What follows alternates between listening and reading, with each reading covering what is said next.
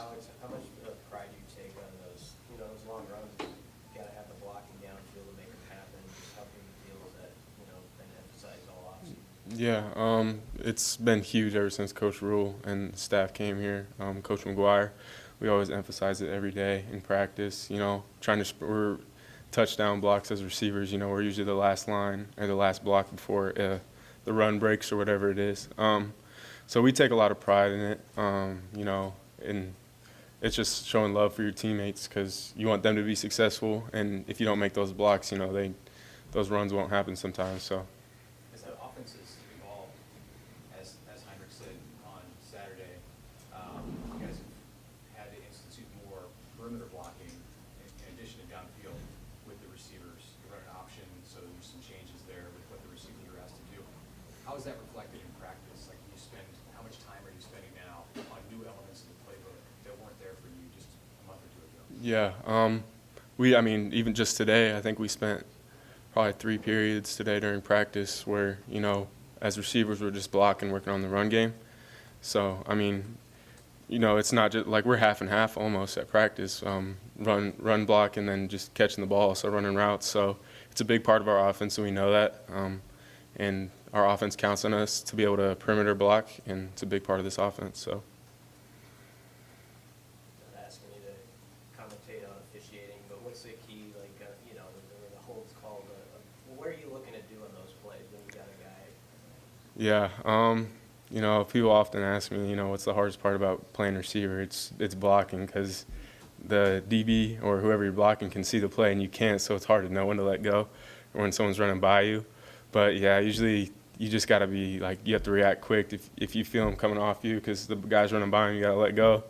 And, unfortunately that was called. I can't do anything about that, but, I just learn from it and move on.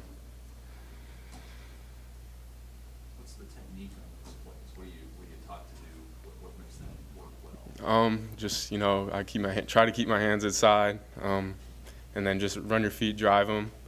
And then, for those plays, I think it was an outside run, so I'm trying to contain the outside to let the running back go or come off my outside and try to keep him inside. And then if he comes off like that, I got to let go next time. So. How have you seen Heinrich get more comfortable in the huddle at practice, just in these last 2 weeks in general? Yeah. I said after the Northern Illinois game, that was his first start, but felt like he's been starting here for 3 years, the way he handled himself and how confident he played. And then that carried into last week too. He just seems very comfortable out there. I think his confidence has gone way up just playing in those games, getting those reps. He's very confident out there. Out in practice, he's been way more of a leader. He's very vocal, and he has all the attributes that you want out of a quarterback in terms of leadership. So he's doing really well at that right now. How similar are you guys? You both really came out of nowhere this year of not being on the field till now being starters. Yeah, me and Heinrich, we came up together, same class. We've both been on the scout team the last 2 years. He's been my scout team quarterback, so it's kind of, like you said, the same path. We built some chemistry together, but we've kind of gone through the same journey.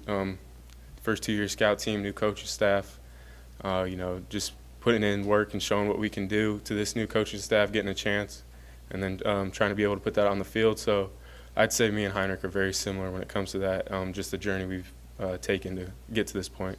You get much of a sense of what it's like for him to be, you're a receiver who's from the state and has moved into a starting role.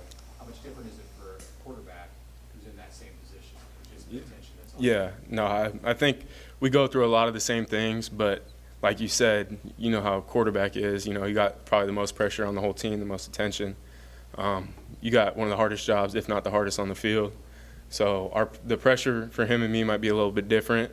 So it's been very impressive to see him handle that. In his first 2 starts, he's handled it very well, all the things that come with being a quarterback. And it's very impressive to see.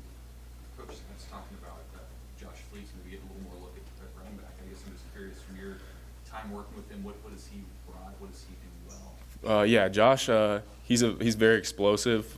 He runs with a low center of gravity. He's played a running back for a good amount of his life, so he knows how to play back there. He has long-term speed. If he hits a hole, he can take it. I think he ran 10.4 or something in high school, and he still has that speed. So he's very shifty also. He knows how to hit holes. He's very patient.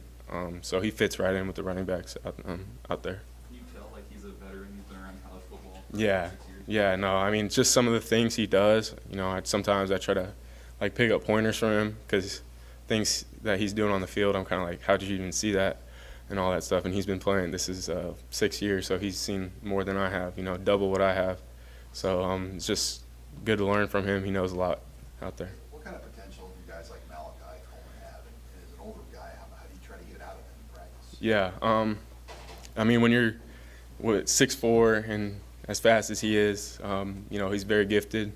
The best way to, he hasn't really seen, I mean, obviously as a freshman, you don't see how hard college is until you actually get here. So he's adjusted very well ever since he got here. And, just the best way to bring it out of him is just in practice every day. You got to go hard. You can't just take those gifts for granted. You got to keep working on them every day because in this league, someone's always trying to take your spot, catch up with you. So I'm, with all the young guys and him too, just trying to push them every day to, reach their potential. Yeah, I have a question. Probably going to be a big crowd on Saturday. What's your favorite memory when you were a fan of just a big Memorial Stadium crowd, you being there and experiencing it? Yeah, it's electric. I mean, a couple games come to mind. The Miami game, whatever that was, almost a decade ago. That was a big game. Other big games throughout the years. I mean, the last time we played Michigan here, it was a big game. But the crowd. I mean, I know they're going to be into it. Nebraska fans are second to none, and they're going to bring the energy, and the atmosphere is going to be pretty great. So.